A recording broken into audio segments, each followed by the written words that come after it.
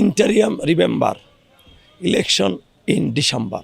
আগামী ডিসেম্বরের মধ্যে জাতীয় সংসদ নির্বাচন অনুষ্ঠিত করার জন্য বারবার তাগাদা দিচ্ছেন বাংলাদেশের জাতীয়তাবাদী দল তথা বিএনপির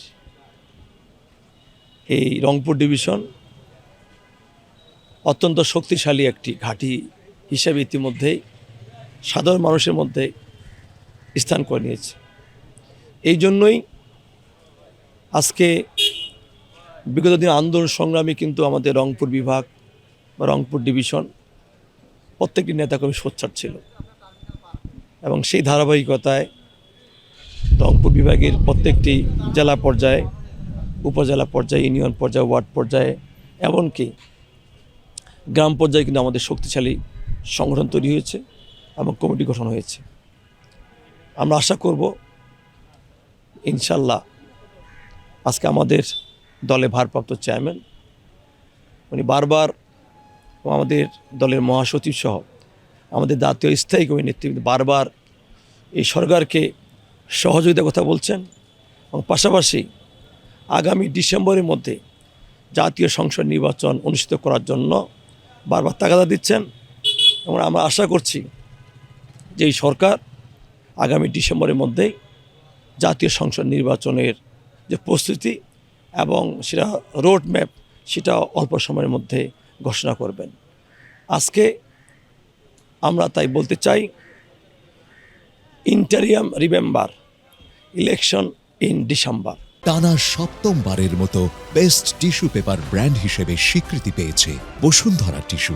আজকে এই সর্বশেষ যে স্লোগানটা, এই স্লোগানটাই আমরা ইতিমধ্যে আমাদের প্রিয় নেতা বিএনপি ভারপ্রাপ্ত তারেক রহমান আমাদেরকে সেটা ধারণ করতে বলেছেন এবং এই স্লোগানের মধ্য দিয়েই আমরা সারা বাংলাদেশে আমাদের সংগঠন শক্তিশালী করব এবং ডিসেম্বরের নির্বাচনের জন্য প্রত্যন্ত অঞ্চলে প্রতিটি মানুষ যেন এগিয়ে আসেন এবং সবাই যেন এর সঙ্গে একাত্মতা ঘোষণা করেন, সেই জন্য আমরা কাজ করছি।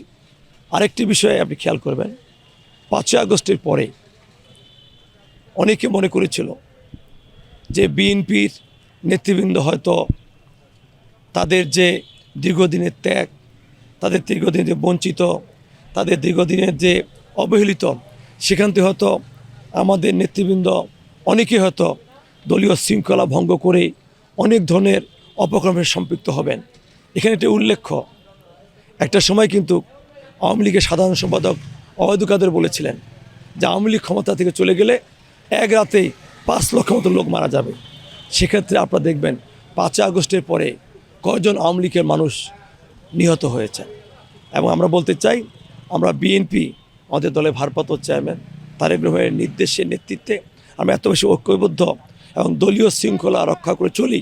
সেক্ষেত্রে দলীয় শৃঙ্খলা মাথায় রেখেই হয়তো কিছু কিছু এলাকায় দু একটি বড় সংগঠন আমাদের নেতাকর্মীরা বিবাদগামী হতেই পারে, সেক্ষেত্রে কিন্তু আমাদের দল কিন্তু তাদেরকে ছাড় দেয় নাই।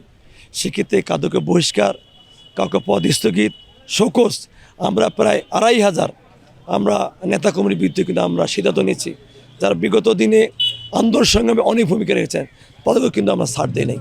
এটাই হচ্ছে বিএনপি, এটাই হচ্ছে আমাদের প্রিয় নেতা তারেক রহমান।